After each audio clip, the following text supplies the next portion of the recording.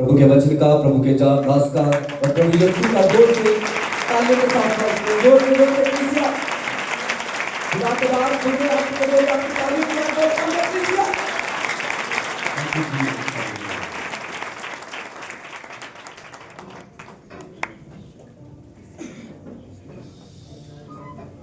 Hallelujah hallelujah hallelujah. खुदावंद यीशु के समर्थी नाम में सबको जय मसीह की। सब जानते हैं आज खजूरी एतवार है। Hallelujah hallelujah. तो आज का दिन आप सबको बहुत मुबारक हो। खुदावंद आप सबके जीवन में बहुतायत से खुशी लेके आए। आमीन हालेलुया हालेलुया। आइए खुदावंद के पाक कलाम में जाएंगे। मुकद्दस बाइबल को खोले 21 अध्याय 1 आयत से पढ़ना शुरू करेंगे। कोई भी भाई पढ़ सकते हैं। मत्ती की इंजील 21 अध्याय। और जब वो यरूशलेम के नजदीक पहुंचे और जैतून के पहाड़ पर बैतफिका के पास आए तो यीशु ने 2 शागिर्दों को ये कहकर भेजा कि अपने सामने के गांव में जाओ। वहां पहुंचते ही एक गधी बंधी हुई और उसके साथ बच्चा पाओगे। उन्हें खोलकर मेरे पास ले आओ। अगर कोई तुमसे पूछे तो कहना कि खुदावंद को इनकी जरूरत है, वो फिलौर इन्हें भेज देगा। ये इसीलिए हुआ कि जो नबी की मार्फत कहा गया था वो पूरा होके सयून की बेटी से कहो कि देख तेरा बादशाह तेरे पास आता है, वो हलीम है और गधे पर सवार है, बल्कि लादू के बच्चे पर। बस शागिर्दों ने जाकर जैसा यीशु ने उनको हुक्म दिया था वैसा ही किया और गधी और बच्चे को लाकर अपने कपड़े उन पर डाले और वो उन पर बैठ गया। और भीड़ में के अक्सर लोगों ने अपने कपड़े रास्ते में बिछाए, औरों ने दरख्तों से डालियां काट कर राह में फैलाई और भीड़ जो उसके आगे आगे जाती और पीछे पीछे चली आती थी पुकार पुकार कर कहती थी, इब्ने दाऊद को होशना, मुबारक है वो जो खुदावंद के नाम पर आता है, आने वाला पर होशना। आमीन हालेलुया हालेलुया हालेलुया। ये भविष्यवाणी, ये नबूवत जो है, यकरिया ने इस बात को बोला। खुदावंद यीशु के आने से पहले ये सारी भविष्यवाणियां हो चुकी थी। खुदावंद का कलाम कहता है कि यकरिया ने जब ये भविष्यवाणी की, जब ये नबूवत की, इसमें बहुत बड़ा भेद छुपा हुआ है। बहुत गहरी बातें हैं इसके अंदर जब हम इसको देखते हैं। क्योंकि नबियों ने जब मसीहा के आने की भविष्यवाणियां की तो एक एक भविष्यवाणी को, एक एक नबूवत को जो उन्होंने किया उसको ठीक तरीके से खुदावंद यीशु ने पूरा किया। परमेश्वर का पवित्र कलाम, खुदावंद के कलाम में जकरिया उसका 9 अध्याय उसकी 9 आयत में बात लिखा हुआ है। ये सारा वचन खुदा का कलाम कहता है, हे सिय्योन बहुत ही मगन हो, हे यरूशलेम जय जयकार कर, क्योंकि तेरा राजा तेरे पास आएगा।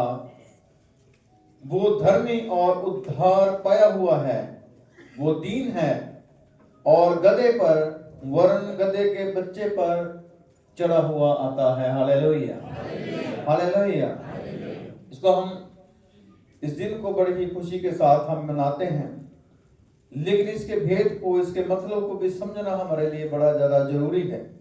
क्योंकि जकरिया ने जो भविष्यवाणी की उसे खुदावंद यीशु ने पूरा किया और ठीक तरीके से खुदावंद यीशु ने उसे पूरा किया। खुदावंद यीशु ने अपने शागिर्दों में से 2 को बुलाया, 2 चेलों को बुला के खुदावंद यीशु ने कहा, सामने के नगर के अंदर जाओ, सामने के गांव में जाओगे, वहां पर एक गधी बंधी हुई और उसके साथ उसका बच्चा होगा, उसे खोल कर मेरे पास लेके आना। अगर तुम्हें कोई कहेगा, अगर तुम्हें कोई रोकेगा तो उससे कहना कि प्रभु को इसकी जरूरत है, प्रभु को इसका प्रयोजन है, खुदावंद को इसकी जरूरत है, इसलिए खुदावंद यीशु इसे बुलाता है। परमेश्वर का वचन कहता है कि वही चीज उन्होंने किया भी। चले सामने के नगर के अंदर गए और चौराहे में एक जगह रास्ते पर उन्होंने देखा कि गधी बंधी हुई और गधी के साथ उसका बच्चा भी बांधा हुआ है। और जब वो खोलने लगे तो किसी ने रोका। जाहिर है जिनका है उन्हीं ने रोका होगा, भाई तुम इस बच्चे को क्यों खोलते हो? उन्होंने कहा खुदावंद को इसकी जरूरत, इसके अंदर भेद क्या है? क्यों उन्होंने ले जाने दिया फ्री में? क्या कारण था कि उन्होंने कहा भाई ले जाओ? इस बात को हमने समझना है, देखना है। खुदावंत का पाक कलाम निर्गमन की किताब, दूसरी किताब, उसका 34 अध्याय के अंदर ये लिखा हुआ है।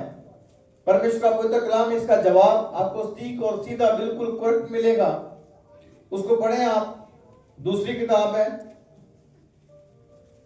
34 अध्याय, उसका 19-20 आपको पढ़ने जरा, कोई भी जान जल्दी से। हर एक पहलौठा मेरा है, और क्या बछड़ा क्या मेमना मेरे पशुओं में से जो नर पहलौठे हो वे सब मेरे ही हैं। और गधी के पहलौठे के बदले मेमना देकर उसको छुड़ाना। यदि तुम उसे छुड़ाए ना चाहे तो उसकी गर्दन तोड़ देना, परंतु अपने सब पहलौठे बेटों को बदला देकर छुड़ाना। मुझे कोई खाली हाथ अपना मुंह ना दिखाए। Hallelujah, hallelujah. अब ध्यान दें, खुदा का पवित्र कलाम, पाक कलाम क्या कहा। हमने क्रूस की किताब नहीं, जो उर्दू में क्रूस की किताब है, अगर किसी को नहीं पता तो वो देख लें। हमने पढ़ा है 34 अध्याय, उसका 19-20 है। खुदा का पाक कलाम कहता है सारे पहलौठे मेरे हैं। सारे जितने पालतू जानवर हैं, जितने भी इंसान हैं, सबके जो पहलौठे, मतलब पहला बेटा, पहला बेटा किसका है? खुदा का। ध्यान दीजिए, यह हुक्म था खुदा का। कारण क्या था? यह हुक्म क्यों बांध दिया गया? किस कारण से?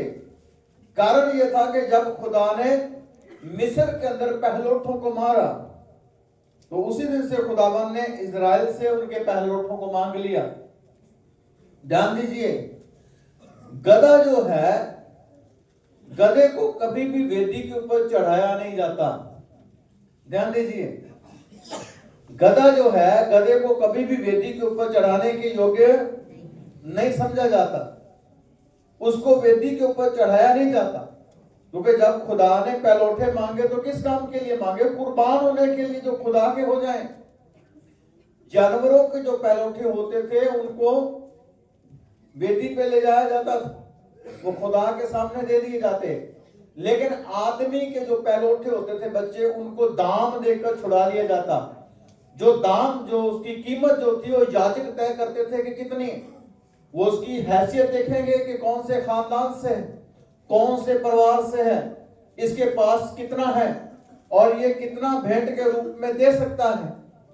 वो कीमत जो है वो याजक तय करते थे कि तुम्हारे पहलौठे बेटे या बेटी की कीमत इतनी है, वो यहोवा के भवन के अंदर तू भेंट कर, और तेरा जो पहलौठा बेटा है या बेटी है वो तेरा हो जाएगा। ध्यान से, हालेलुया। लेकिन खुदा के कलाम में हमने पढ़ा है कि जो गधी का बच्चा है उसको खुदा ने क्या कहा कि तुम मेमना दे के उसको छुड़ा लेना, मतलब उसके बदले में तुम मेमना देना और उसको तू छुड़ा लेना अपने लिए। अगर तू उसको छुड़ाना ना चाहे तो उसकी गर्दन को तोड़ देना, और जहां फिर कोई दूसरा उसे जिसको जरूरत है उसको दे देना, वो उसको छुड़ा ले, मतलब वो उसके बदले के अंदर क्या दे? कीमत दे। ध्यान दीजिए, वो उसके बदले में कीमत दे।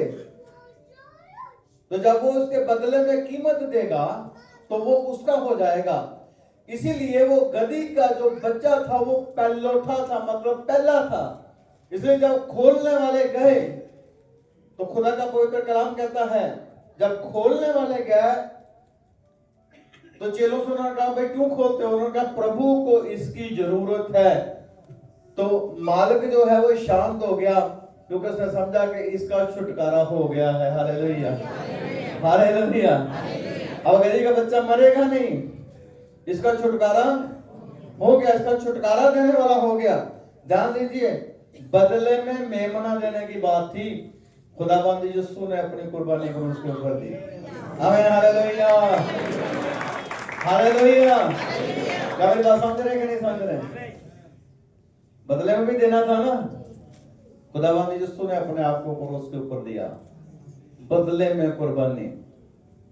ध्यान दीजिए, परमेश्वर का पवित्र कलाम, क्या कारण था कि उन्होंने ले जाने दिया?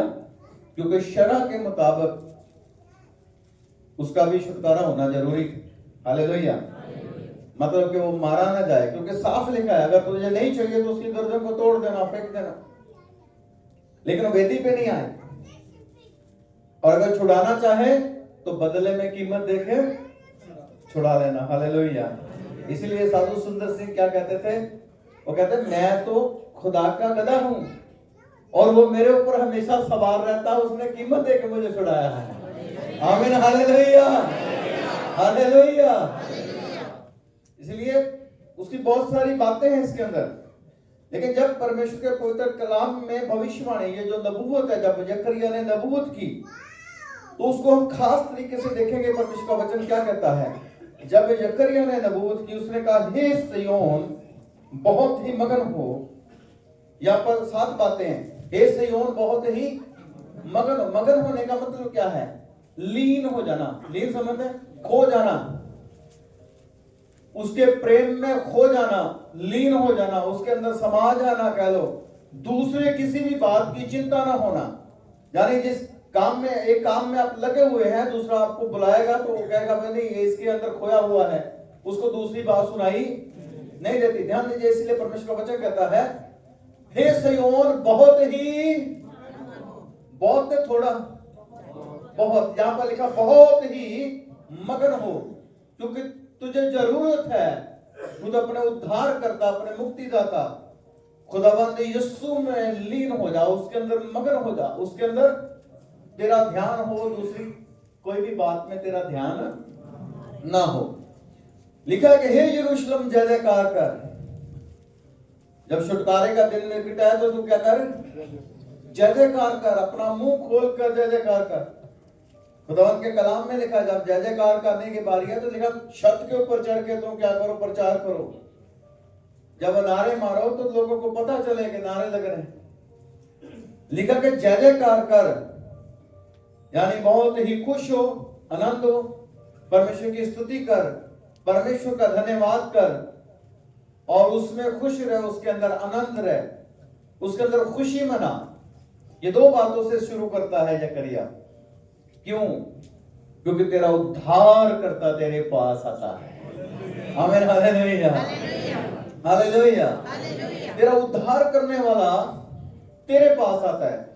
यहां पर खुदाबंद यीशु के बारे में बातें लिखी हैं। उसे कहा तेरा राजा तेरे पास आएगा। तेरा राजा तेरे पास आएगा। ध्यान दीजिए,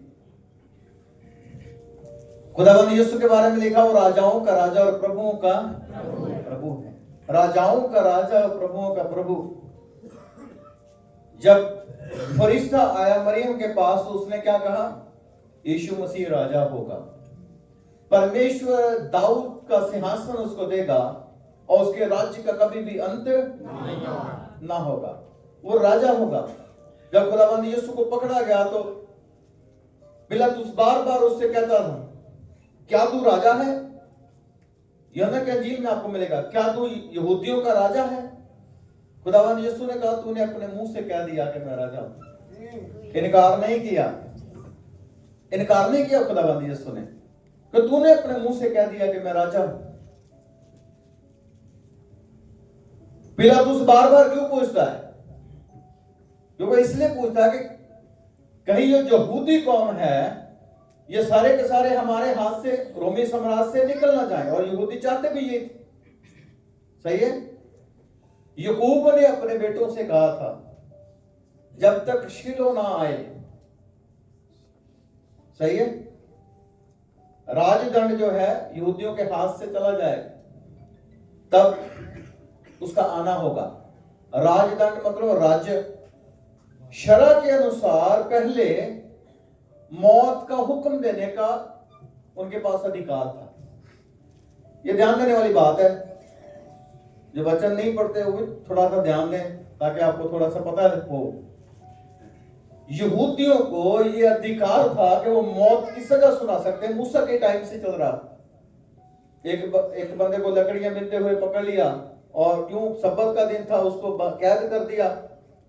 पता नहीं था सजा क्या देनी है कि उसे सब्बत के दिन को तोड़ दिया। और जब खुदा से मूसा ने पूछा कि इसको हमने सब्बत के दिन की जो वाचा है उसको तोड़ते हुए पकड़ा है।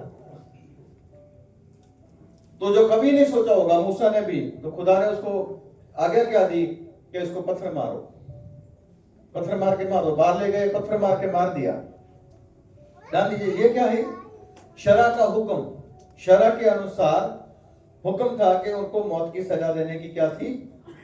आज्ञा थी। लेकिन जब रोमी साम्राज्य आया, रोमी साम्राज्य के अंदर उनका जो हुक्म था वो उनसे छीन लिया गया। उनका जो उनके अधिकार थे उनसे छीन लिए गए। उनको अब मौत की सजा देने का हुक्म नहीं था कि वो खुद किसी को मौत की सजा दें। इसीलिए वो औरत को पकड़ के खुदाबंद यीशु के सामने लाए थे कि मूसा तो ये कहता है, तू क्या कहता है? उसको अगर यीशु मसीह कहेंगे कि पत्थर मारो, तो वो जाके रोमियों से कहेंगे कि वो तो राजा बन बैठा है, वो तो अधिकारी बन बैठा है, वो तो हुक्म देता है। तो यीशु मसीह ने सीधा उनको ये कहा था कि जो तुम में से निर्दोष है पहला पत्थरों से मारो, तो सारे भाग गए और औरत को यीशु मसीह ने माफ कर दिया। आमीन, हालेलुया, हालेलुया। वो अधिकार उनसे छीन गया था।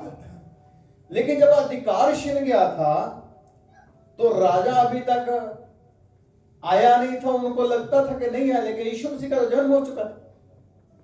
लिखा वो अपने घर आया, अपने घर के लोगों ने उसे कबूल ना किया, मतलब पहचाना नहीं। Hallelujah, hallelujah. ये बहुत बड़ी बात है। वो अपने घर आया, यीशु मसीह यहूदियों में से, लेकिन अपने घर के लोगों ने उसे कबूल। ये यहूदियों के बारे में लिखा कि उन्होंने खुदावंद यीशु को कबूल, वो आज भी नहीं करते। यहूदी आज भी खुदावंद यीशु को कबूल नहीं करते। लेकिन जितनों ने कबूल किया, परमेश्वर के संतान होने का अधिकार। आमीन, हालेलुया, हालेलुया। तो वो क्या सोचते थे कि अधिकार तो हमसे छिन गया है, लेकिन मसीह आया नहीं। इसलिए जब खुदावंद यीशु आए थे, जब यरूशलेम में विजय प्रवेश, इसे क्या कहा गया? विजय प्रवेश, फतह, फतह का नारा मारा था उन्होंने। वो नारा फतेह का था, जिसको हम कहते हैं विजय प्रवेश किया खुदावंद यीशु में। इसलिए जब यीशु के अंदर खुदावंद यीशु ने प्रवेश किया था, तो आम जो लोग जो वहां पर यरूशलेम के लोग नारे मार रहे थे, यरूशलेम की बेटियां नारे मार रही थी, उसके बेटे नारे मार रहे थे, वो इसलिए था कि उनको ये लगता था कि खुदावंद यीशु अपनी शक्ति से, अपनी सामर्थ्य से, अपनी पावर से रोम के साम्राज्य को खत्म कर देगा और वही सारे अधिकार हमें फिर से वापस दिलाएगा। Hallelujah, hallelujah. ध्यान समझ रहे बात आप इस बात को? इसीलिए कहा गया कि वो राजाओं का राजा, प्रभुओं का। लेकिन जब पिलातुस बार बार पूछ रहा है, तो खुदावंद यीशु ने कहा, मेरा राज्य यहां का नहीं है। मेरा राज्य अगर जमीन का होता, मेरे नौकर लड़ते और हम राज्य ले भी। उसके सामने क्या है? 1000 साल का राज्य आएगा, जब धर्मी 1000 साल खुदावंद यीशु के साथ राज्य करेंगे जमीन के ऊपर। शांति का राज्य, यशायाह की किताब 11 अध्याय पढ़ना आपको मिलेगा।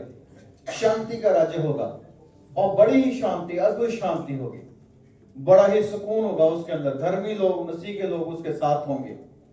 और ध्यान दीजिए, वो लोग सोचते थे कि यीशु मसीह आज से ही राज्य शुरू कर देगा। इसलिए जितने भी वो लोग खजूर की टहनियां लिए हुए, उन्होंने होशाना, होशाना नहीं, होशाना मतलब होता है कि परमेश्वर की महिमा हो, स्तुति हो। उन्होंने होशाना गाया था। होशाना का मतलब है हमें छुटकारा दे। हालेलुया। वो क्या कह रहे थे? हमें छुटकारा दे, हमें बचा, मतलब कि हमें अभी बचा। इसलिए जब उन्होंने वो सब होते हुए ना देखा, तो सब के सब क्या हो गए थे? शुभ गए थे। जब खुदावंद यीशु को पकड़ा गया, उस दिन वो कहां थे? ध्यान दीजिए, कहां थे भाई? उस दिन तो कोई भी नजर नहीं आया। उनका होशाना गाना तो दुनियावी था। मैं कहता हूं वो दुनियावी था। उनका बोल रहा हूं, आपका नहीं बोल रहा। हालेलुया। जिस दिन खुदावंद यीशु को पकड़ा गया, उनकी पेशियां हुई, वे लोग कहां थे? वही लोग यरूशलेम के यीशु मसीह की मौत को मांग रहे थे कि इसको क्या करो, क्रूस के ऊपर चढ़ाओ। क्या समझ रहे बात कि नहीं? खजूर की टहनियां उन्होंने लहराई, खुदावंद यीशु के कदमों में रखी। ये ग्रीन जो टहनियां हैं, इनका मतलब क्या है? चंगाई और मटेरियल ब्लेसिंग। चंगाई और मटेरियल ब्लेसिंग। जब रोमी साम्राज्य खत्म हो जाना था तो सारा मटेरियल उन्हीं का। समझे बात? वो चाहते थे कि हमें चंगाई और हमें मटेरियल ब्लेसिंग दे। मैं आपसे कहता हूं, हम सब जितने यहाँ पर बैठे हैं, यीशु मसीह अपने कूड़े खाने की मार के द्वारा चंगाई हमें पहले से दे चुका है। पैरियां चाहे हम आज लहरा रहे हैं। Hallelujah, hallelujah. तू जब विश्वास करेगा तो चंगाई तेरे है। विश्वास कर, यीशु मसीह ने मेरे लिए कूड़ों की मार करी। तो यीशु मसीह राजाओं का राजा और प्रभुओं का। यीशु मसीह का राज्य वो राज्य जो कभी खत्म ना होगा, जिसके अंदर रात ना होगी, उजाला ही उजाला होगा, क्योंकि जो दिन चढ़ जाएगा वो कभी भी खत्म ना होगा। वो राज्य है खुदावंद यीशु का, और वो उसी का राजा है। और जो उसमें होंगे वो उसकी प्रजा होगी, वो उसके लोग होंगे, और वो उस राज्य के अधिकारी होंगे। आमीन, हालेलुया। इसलिए यकरिया ने पहले तीसरी बात ये कही कि वो क्या है? राजा है। पहली बात कही, मगन होने की जरूरत है अपने मसीह के अंदर। क्या होने की जरूरत है? मगन होने की। किसके अंदर? मसीह के अंदर मगन होने की जरूरत है। जब हम कहते हैं ना, मसीह मेरा और मैं मसीह का हूं, ऐसे दिन दुनिया के ऊपर आने वाले हैं। बहुत सारे खादिम चिकनी चुपड़ी बातें करते हैं। मत्ती की इंजील 5 अध्याय को गौर से पढ़ना जाके आप। बेशक वो डरे घबराए, वो उसकी मर्जी है, लेकिन डरने घबराने की बात नहीं, क्योंकि खुदावंद यीशु ने प्रॉमिस किया, वादा किया, मैं युग के अंत तक सदा तुम्हारे साथ हूं। मत्ती की इंजील 5 अध्याय में पढ़ना कि विश्वासियों को कैसे परखा जाएगा।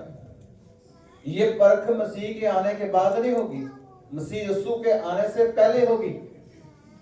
उसके लिए तैयार रहना। ध्यान दीजिएगा, आपको खुदा ने वो जीवन दे दिया जो कभी खत्म ना होगा। यहूदियों के जैसे जमीन के ऊपर कि हम हमेशा जमीन पे रहे, वो चीज नहीं मांगना। सही बात है। मुझसे अक्सर बंदे बात करते हैं, ये बातें कईयों को चंगी ना लगे, मुझे नहीं पता लगेगी कि नहीं लगेगी। इंसान जो है उसकी फितरत, इंसान जो है उसके पास जो शरीर है वो किराए का। संत पौलुस कहते हैं तुम्हारा शरीर क्या है? किराए का है। क्या है? किराए का। लेकिन बंदे को सब कुछ परमानेंट के लिए चाहिए। जब हम प्लॉट खरीदते हैं, जब हम गाड़ी लेते हैं, कुछ भी करते हैं, कोई भी चीज लेते हैं, तो जिसके पैसे लगे होते हो, चाहे मैं हूं चाहे आप हैं, तो बंदा कहना मेरे नाम पे होनी चाहिए। और बंदे के नाम की खातिर बड़ी लड़ाइयां होती, हस्बैंड वाइफ में लड़ाइयां होती, भाइयों में लड़ाइयां होती, सब एक दूसरे के साथ झगड़ा करते हैं, लड़ाइयां करते हैं, फसाद करते हैं, कत्ल कर देते एक दूसरे का, सिर्फ एक नाम की खातिर। लेकिन बंदे को यह नहीं पता कि ये शरीर क्या है, किराए का है, और चाहिए मुझे परमानेंट सब कुछ। मैंने जब एक प्लॉट लिया छोटा सा शहर के साथ लगता हुआ, काफी देर हो गई, तो जब उसका वो इंतकाल निकाला, जब उसका मेरे पास आई फर्स्ट की कहते होंगे जी लास्ट पे जरा पेपर में अंदर, वो कितने सारे नाम थे और लास्ट में मेरा नाम था। और मैंने बड़ी लंबी चौड़ी दुआ नहीं की। मैंने कहा प्रभु इसके नीचे बाद में और भी नाम आने वाले हैं अगर जमीन रहेगा। समझ रहे ना आप? इसलिए प्रभु से ब्लेसिंग लेना है, लेकिन उसके ऊपर हमने फूलना नहीं है, उसका घमंड नहीं करना है। होना सब कुछ चाहिए हमारे पास, लेकिन वो हमारी जरूरत के लिए है, हमारे पक्के स्थान के लिए नहीं है, हमारे अच्छे खासे रहने के लिए कि हम अच्छे से रहें और प्रभु का नाम लें, प्रभु की महिमा करें। लेकिन सदीकों के जो स्थान है वो प्रभु ने अलग से तैयार किया हुआ है। उसने कहा मैं जाता हूँ तुम्हारे लिए जगह तैयार करने के लिए और फिर वापस आऊंगा तुम्हें मेरे साथ ले जाने के लिए, जहां मैं रहूंगा वहां तुम भी मेरे साथ। ये बात यहूदियों को समझ नहीं आ रही थी कि खुदावंद यीशु का राज्य जमीन का नहीं स्वर्गीय है। Hallelujah, hallelujah. जमीन पे हम हैं, दूसरे आसमान में कौन तैनात है? किसके बारे में जिक्र है? दूसरे आसमान में कौन तैनात है? बताइए क्या लिखा है अफसियों की किताब में? दूसरे आसमान में शैतानी ताकतें तैनात हैं और तीसरे आसमान में हमारे खुदा का तख्त है। तो खुदा क्या शैतानी ताकतों के नीचे रखेगा? नहीं, वो कहता तुम मेरे साथ होंगे ऊंचे पर। Hallelujah, hallelujah. वो है असली ब्लेसिंग, उसको हमने रखना है, उसको नजरअंदाज नहीं करना। कई बार मटेरियल ब्लेसिंग के चक्कर में खुदा से नाराज हो जाते हैं। ओनू दिता मैंने नहीं दिता, हाँ जी, ओनू ज्यादा प्यार करता खुदा तो मैनू नहीं करता, मेरे ना पता नहीं की नाराजगी है। बड़े जाने ऐसे सोचते, बहुत जाने ऐसे सोचते हैं कि मैं तो इतने सालों से मसीह में हूं, मैं सालों से 10वां हिस्सा भी देता हूं, मैं सालों से ये भी करता हूं वो भी करता हूं। सही ना? आपको पता है जो घर के अंदर सबसे ज्यादा मातबर बंदा होता है, मातबर समझते हैं, सबसे ज्यादा वफादार, सबसे ज्यादा मेहनत करने वाला, उसकी दिखावे की कदर कभी भी नहीं होती। कदर होती है मां प्यो, लेकिन वो हमेशा दिल से होती है। उनको पता है अगर हमने दिखावे की इसकी कदर ज्यादा कर दी तो ये पता नहीं इधर ही स्टॉप कर दे। इन बातों का टाइम नहीं। Hallelujah, hallelujah. तो खुदावंद यीशु राजा है और उसका राज्य ऊपर है, जहां पर शैतानी ताकतें नहीं जा सकती, लेकिन आप जा सकते हैं। आमीन, हालेलुया, हालेलुया। जकरिया ने कहा वो राजा होगा, तेरा राजा तेरे पास आता है, इसलिए तू मगन हो अपने राजा में। तेरे राजा पर तेरा ध्यान होना चाहिए, तेरे राजा के सिवा तेरा ध्यान इधर उधर ना हो। इसलिए खुदावंद यीशु ने कहा था कि जो मुझसे ज्यादा किसी भी चीज से प्रेम करे वो मेरे योग्य नहीं है। और वचन में आगे लिखा है, चौथी बात, वो धर्मी है। यीशु क्या है? यीशु मसीह क्या है? धर्मी है। परमेश्वर का पवित्र कलाम रोमिया 3:10 में लिखा है, कोई भी धर्मी नहीं, एक भी धर्मी नहीं। यानी जमीन के अंदर, जमीन की बात है, खुदा ने जब देखा तो देखा कोई भी धर्मी नहीं, एक भी धर्मी नहीं। सबके सब परमेश्वर से रहित हो गए, यानी परमेश्वर के हुक्मों को टाल दिया। शरा लेके आने वालों ने भी शरा के हुक्म को तोड़ा, इसलिए वो उद्धार ना कर सके। इसलिए खुदावंद यीशु ने कहा, जो मुझसे पहले आए वो चोर और डाकू थे, अगर भेड़ों ने उनकी सुनी होती तो मुझे आने की जरूरत ना होती।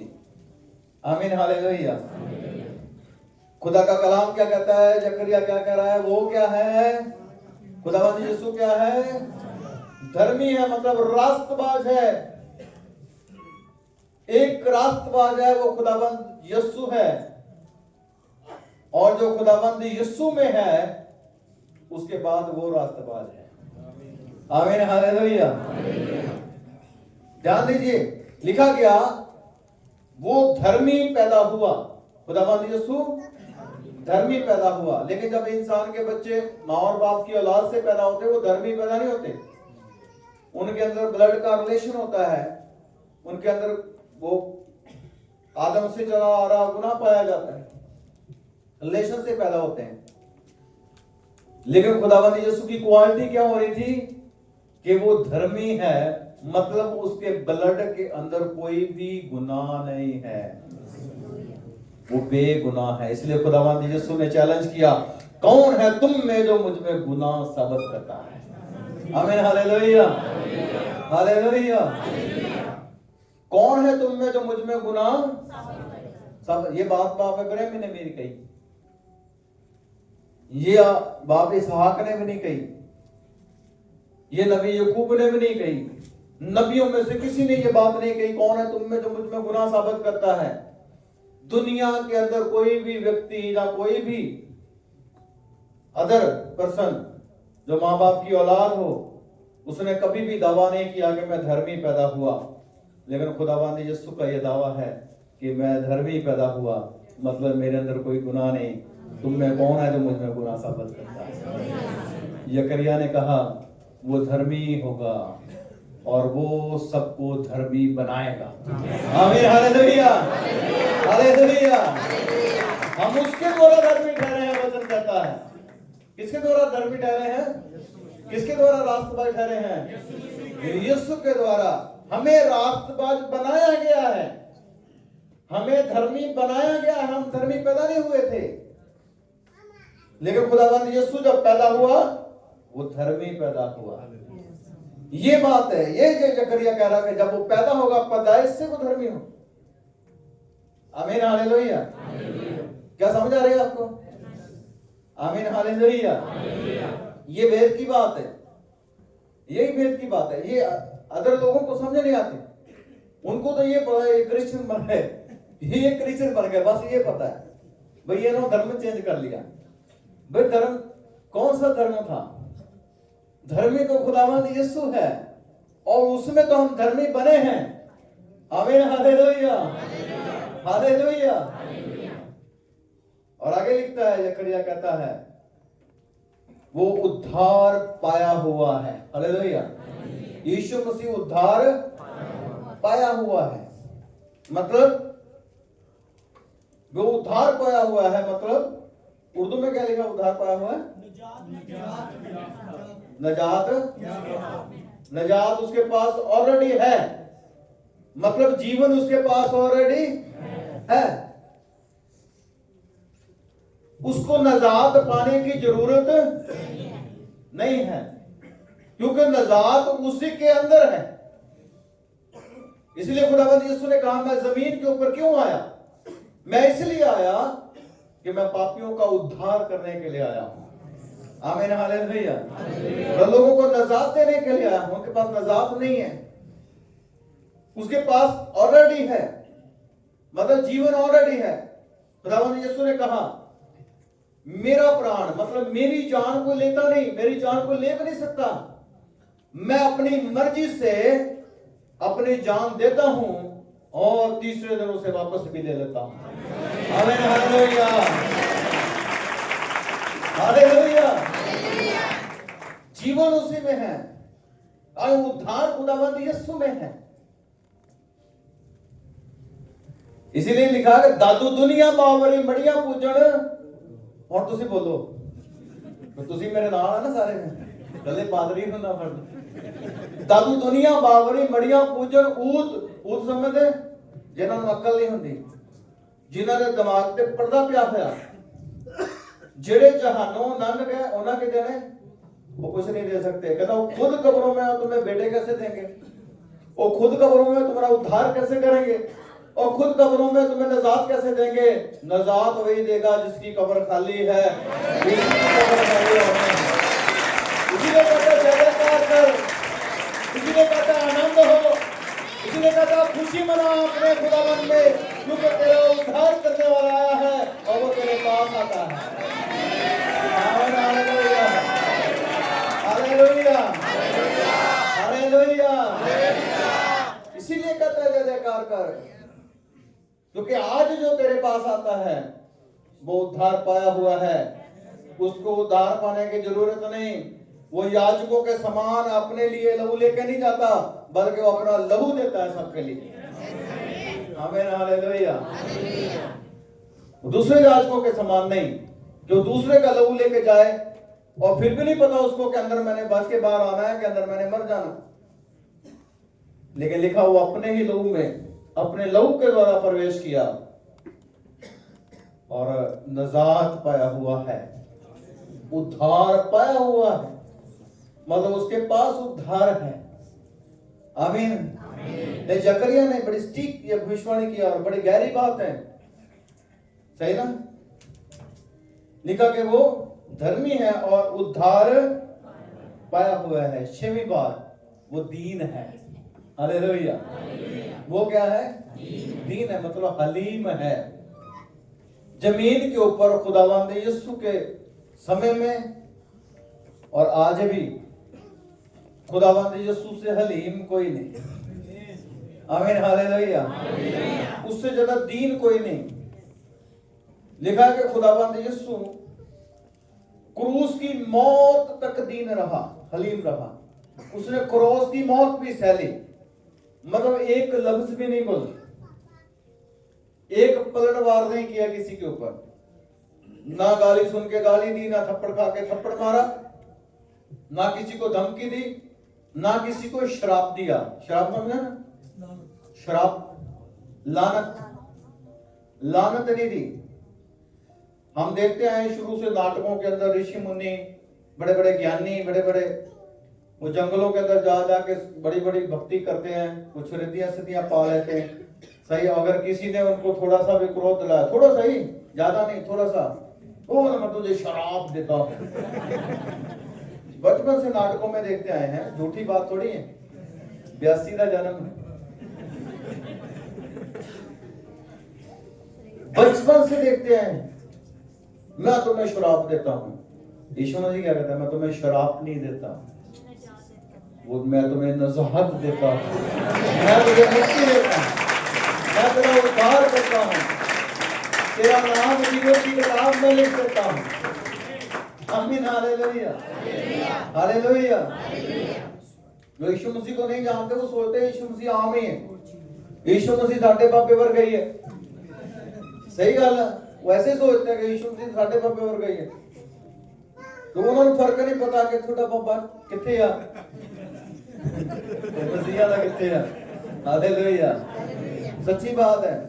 मेरे पास जी मैं लेने आया, मेरे पास जी ऐसे बोलते ना, उठ के चले जाता, मैं कहा ये तो शायद मारा कहते। तब मैंने वचन की स्टडी की, मैं कहा वो सही सी, मैं ही गलत सी। हालेलुया। मैं सोचता था, मैं कहा मसीह लोग पता नहीं केड़ी जड़ी बूटी पढ़ा देंगे आ कि फटाफट बंदा अपने बाबे के खिलाफ हो जाता।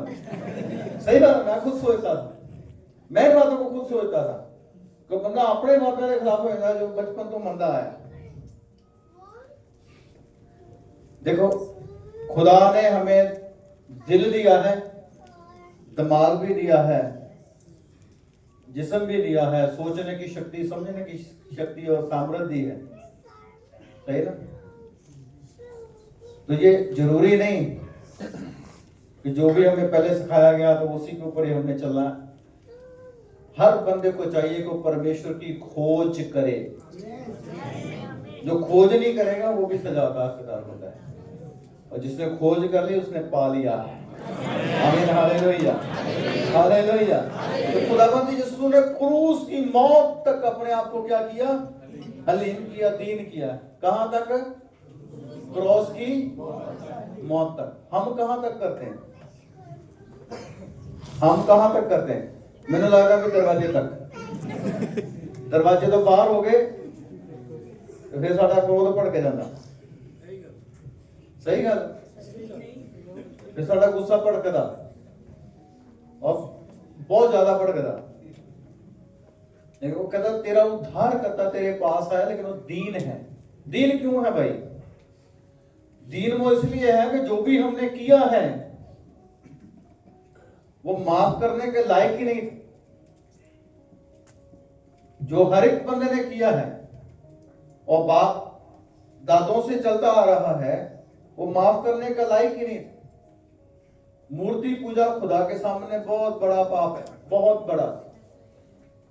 इतना बड़ा है कि एक औरत अपने पति को छोड़ के दूसरे के पास चली जाए, इतना बड़ा ठहराया खुदा ने उसको। सही है? मूर्ति पूजा ऐसे पाप ठहराया खुदा ने कि मेरे विरुद्ध तुम लोग ऐसे करते हो। उसके बाद ना जाने कितने हैं, लेकिन खुदावंद यीशु के लहू के बिना वो शुद्ध नहीं हो सकते, माफ नहीं हो सकते।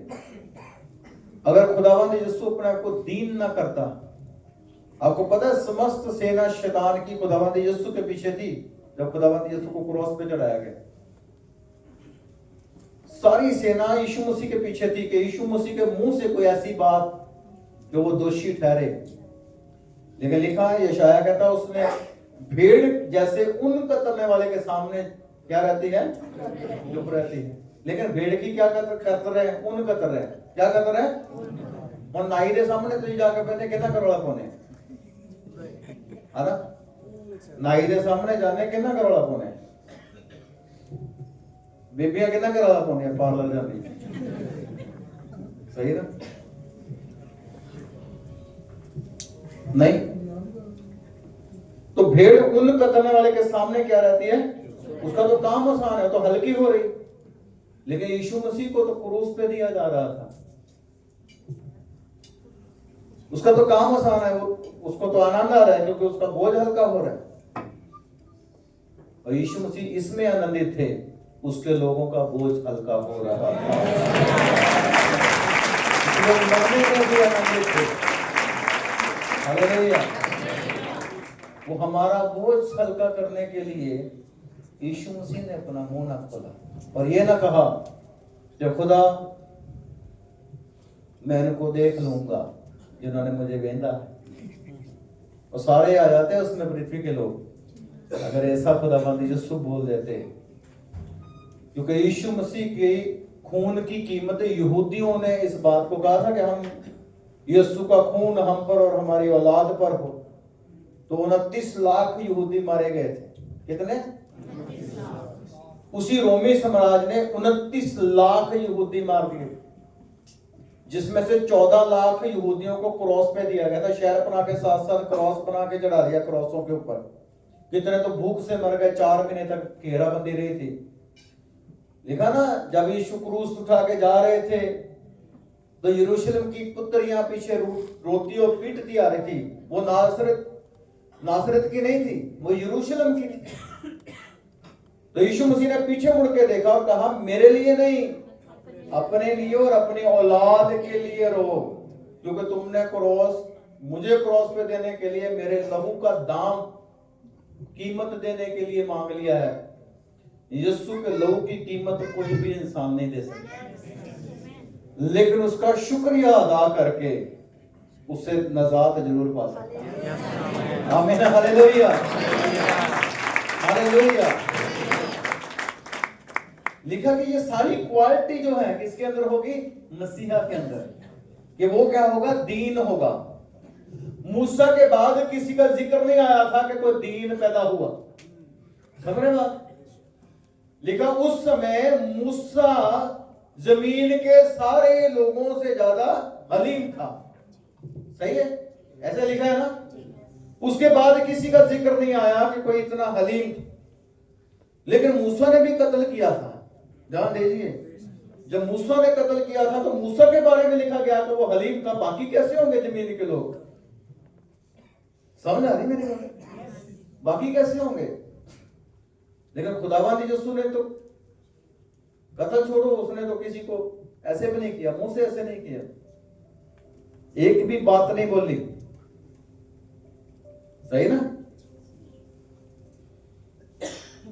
तो यीशु ने तो कितना दीन किया अपने आप को, इसलिए यीशु मसीह के जैसा दीन व्यक्ति कोई नहीं है। तो ये क्वालिटी किसमें पाई गई? खुदावंद यीशु में। हालेलुया। देखा ना, 2 डाकू थे आजू बाजू में, वो गुड़गड़ाते थे, उनको पता हमने मरने वाले हैं, पालो रोला, और रोला पा रहे थी, कोस रहे थे, पता नहीं गाना भी कर दे हो, समझ रहे ना? लेकिन खुदावंद यीशु ने अपना मुंह नहीं खोला। जब खुदावंद यीशु ने गधी के बच्चे को मंगाया, जब उसके ऊपर बैठ गया तो चेले समझ गए। चेलों ने जान लिया कि खुदावंद यीशु जकरिया की भविष्यवाणी को पूरा कर रहा है, और चेलों ने होसना गाया, आनंद मनाया खुदावंद यीशु का। Hallelujah, hallelujah. और लिखा वो गधे के बच्चे पर बैठा हुआ आता है। क्यों? कारण क्या है? गधी के बच्चे के ऊपर ही क्यों? क्योंकि हलीम जो है, हलीम जो राजा है, उसकी निशानी है कि वो गधे की सवारी पे आएगा। जैसे 2 राजा आपस में युद्ध के लिए आ जाएं, सही है, और अगर एक राजा ना चाहे लड़ना तो वो कैसे आएगा? वो सफेद झंडा या फिर गधे की सवारी पे, घोड़े की सवारी पे नहीं। घोड़े की सवारी का मतलब है युद्ध के लिए आता है, और गधे की सवारी ये पहचान थी कि वो युद्ध के लिए नहीं आता, वो शांति का समाचार लेके आता है। इसलिए खुदावंद यीशु ने क्या कहा, मैं तुम्हें शांति देता हूं, संसार में तुम्हारे लिए क्लेश है लेकिन मुझ में तुम्हारे लिए शांति है। आमीन, हालेलुया, हालेलुया।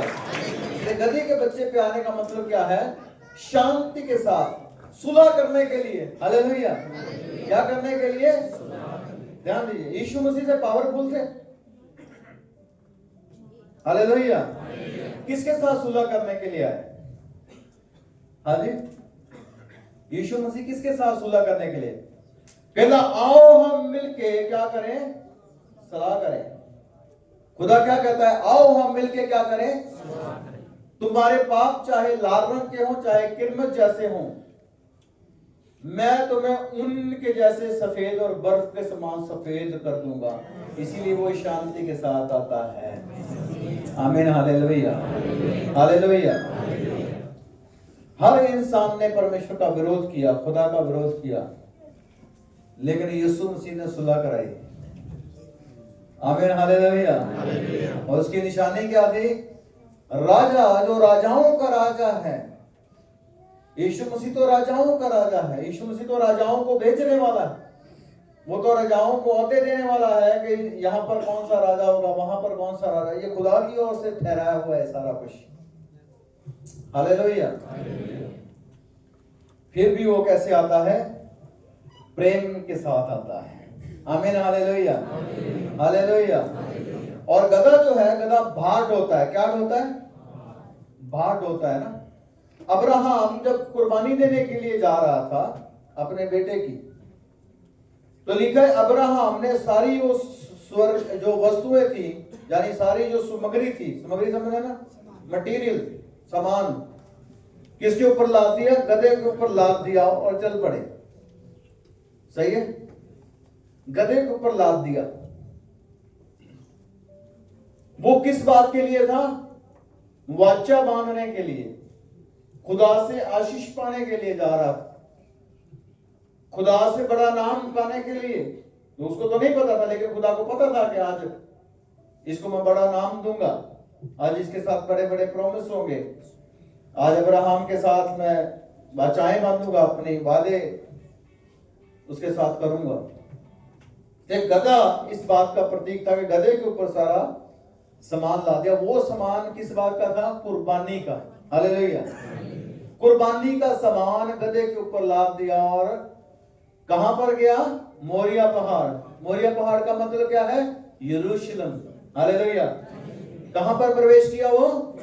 अब्राहम कहां पर गया? खुदावंद यीशु कहां पर प्रवेश किए? और खुदावंद यीशु सवार किसके ऊपर थे? और खुदावंद यीशु किस काम के लिए जा रहे थे? कुर्बान होने के लिए। आमीन, हालेलुया। जब बाप अब्राहम ने अपने कुर्बानी के सामान को गधे पे लादा, और खुदावंद यीशु ने भी अपने आप को गधे के ऊपर बैठाया, क्योंकि वो भी कुर्बानी के लिए ही जा रहे थे। Hallelujah, hallelujah, hallelujah. एक एक बात, इसलिए खुदावंद यीशु ने कहा मैं शरीयत को, मैं व्यवस्था को खंडन मतलब रद्द करने के लिए नहीं, पूरा करने के लिए आया हूं। और उन्होंने एक एक बात को पूरा किया। जो बातें छोड़ दे या वादे छोड़ दे, वो खुदा कैसे? खुदा अपने हर वादे को पूरा करता है। खुदा इन बातों से आपको बड़ी आशीष दे। इसलिए आनंद के साथ खुदा में आनंद मनाया करें। आनंद, हालेलुया। खुदावंद हमारा राजा है जो हमारे पास शांति के साथ आता है। आइए सब अपने स्थान पे खड़े होंगे। खुदावंद सबको आशीष दे। आमीन, हालेलुया। धन्यवाद समर्थी पिता, धन्यवाद समर्थी पिता। खुदा बाप तेरी शुक्रगुजारी करते हैं। क्वाइट टीम आ जाए। ध्यान दीजिए, एक अनाउंसमेंट है, ध्यान से सुन ले। बाद में आप बार बार बाद में फिर कॉल कर करके आप पूछते मुझे समझ नहीं आ रहा। जो गुड फ्राइडे की मीटिंग है वो चर्च के अंदर नहीं होनी, क्योंकि चर्च के अंदर बहुत सारी बुकिंग पहले हो गई और हमें बड़े हॉल नहीं मिले, क्योंकि इस हॉल में भी अपना होना नहीं, क्योंकि ज्यादा लोग आएंगे। और नीचे के हॉल को जो पहले से बुक है, तो हम एक हॉल ढूंढ रहे हैं। हो सकता है DAP 1 में मिल जाए या जहां पर भी मिलेगा, आपको उसकी पूरा आपको बता दिया जाएगा। आपने अपने अपने लीडर से, जो बसों में कलीसिया को लेके आते हैं, आपने उनके साथ कांटेक्ट में रहना है।